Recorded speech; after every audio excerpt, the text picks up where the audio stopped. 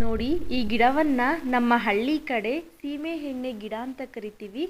ಈ ಒಂದು ಗಿಡದ ಒಂದು ಕೊಡಿಯನ್ನ ಕಿವುಚಿದಾಗ ಆ ಒಂದು ಕೊಡಿಯಲ್ಲಿ ಹಾಲು ಬರುತ್ತೆ.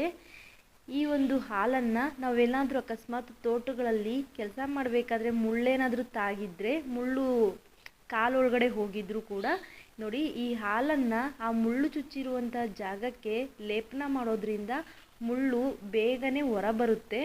ಹಾಗೆಯೇ ಈ ಗಿಡವನ್ನು ನಿಮ್ಮ ಹಳ್ಳಿ ಕಡೆ ಏನಂತ ಕರಿತೀರಾ, ತಪ್ಪದೆ ನಿಮ್ಮ ಅಭಿಪ್ರಾಯಗಳನ್ನು ತಿಳಿಸಿ. ಆದರೆ ಈ ಒಂದು ಸೊಪ್ಪನ್ನು ನಾವೇನು ಸಾಂಬಾರಿಗೆಲ್ಲ ಬಳಸೋದಿಲ್ಲ, ಬಳಸೋಕೆ ಹೋಗಬೇಡಿ. ಇದು ತುಂಬಾ ವಾಸನೆ ಹೊಡೆಯುತ್ತೆ.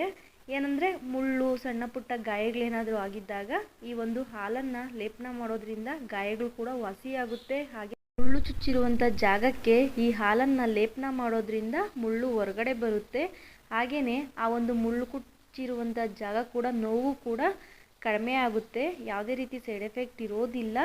ಆದರೆ ಈ ಸೊಪ್ಪನ್ನು ಅಡಿಗೆಗೆಲ್ಲ ಬಳಸೋಕೆ ಹೋಗಬೇಡಿ. ಮುಂಚೆ ಎಲ್ಲ ನೀವು ನೋಡಿರ್ಬೋದು, ಸೀಮೆ ಎಣ್ಣೆಯನ್ನು ಕೊಡ್ತಾಯಿದ್ರು.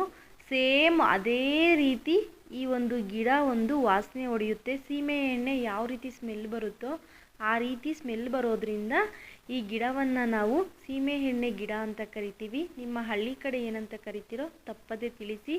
ಮತ್ತೊಂದು ಗಿಡಮೂಲಿಕೆಯೊಂದಿಗೆ ಭೇಟಿಯಾಗೋಣ. ನಮಸ್ಕಾರ.